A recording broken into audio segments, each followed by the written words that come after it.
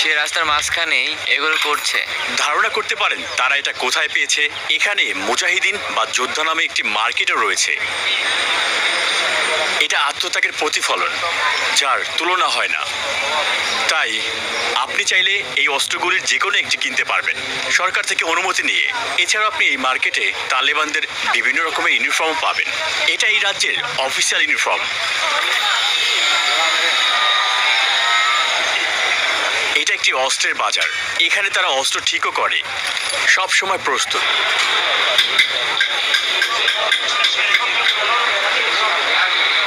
সব সময় সঙ্গে অস্ত্র, মনে হয় সরে যাওয়া ভালো।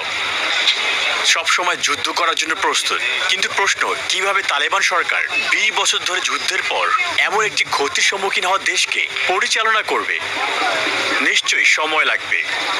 গতকালই একজন যুবক আমাকে বলল সে কি করবে জানে না, সে লড়াই করতে চায়। অনেক সুন্দর পোশাক দেখুন, এগুলো ব্যক্তিগত রক্ষী। আরেকটি ইউনিফর্ম। তারা নিজেদের প্রমাণ করতে চেষ্টা করছে, কিন্তু তারা এখনো নিজেদের প্রমাণ করতে পারেনি, বিশ্বের কাছে দেশ হিসেবে স্বীকৃতি পায়নি।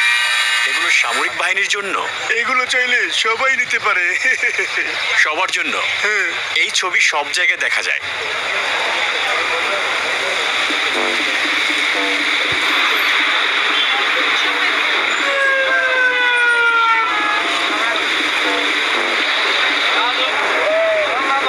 আমরা ডাউনটাউনে আছি। আফগানি মানুষ খুবই অতিথি পরায়ণ। এখানে আগে অনেক রাজনৈতিক দল ছিল, তারা বিভিন্নভাবে বিভক্ত ছিল। এখন এখানে এরকম কোনো পার্থক্য নেই। এখানে এখন শুধুমাত্র তালেবানদের শাসন চলছে। তারা জায়গাটি নিয়ন্ত্রণে নিয়েছে এবং সুরক্ষিত রেখেছে। এখন এখানের মানুষ নিরাপদে বাইরে হাঁটতে পারে। 20 বছরের বেশি এই ক্ষমতার লড়াইয়ের পরে একটি প্রায় ধ্বংসপ্রাপ্ত দেশের তারা নিয়ন্ত্রণ নিয়েছে। আসসালামু আলাইকুম। এটা হচ্ছে একটি ফোনের বাজার। আসসালামু আলাইকুম। আসসালামু আলাইকুম। এখনো সব ঠিক হয়নি। এখানে রাস্তার ট্রাফিক ঠিক হয়নি, গাড়ির নাম্বার প্লেট নেই কোনো। আন্তর্জাতিক সহায়তা দরকার। তারা সবাই প্রান্তিক জনগোষ্ঠী। এটা আফগানিস্তানের সাধারণ দিন। এখানে রাস্তায় কেউ ভ্যান বা ঠেলা নিয়ে দাঁড়ালে তাদের ব্যত্যাঘাত করা হয় চাবুক দিয়ে, এমনকি সতর্ক করা হয় না। ভাই, কথা বললে কাজ হয় না।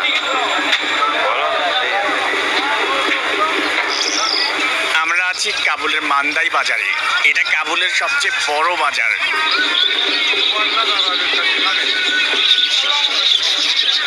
আমার জন্ম সৌদি আরবে। আমি 5 বছর আগে এই আফগানিস্তানে এসেছি। আমি ইসলামী আমিরাতের আগের সময় থেকে এখানে বসবাস করে আসছি। আগে এখানে আমাদের জীবন খুবই বিপন্ন ছিল, চোর, বিস্ফোরণ এবং ডাকাত ছিল। এখন আফগানিস্তান ইসলামী আমিরাতের দখলে আছে। পরিস্থিতি এখন 80% ভালো হয়ে গেছে। যা হবে। তিনি আমাদের চা খেতে বলছেন। একটি চমৎকার দেশ।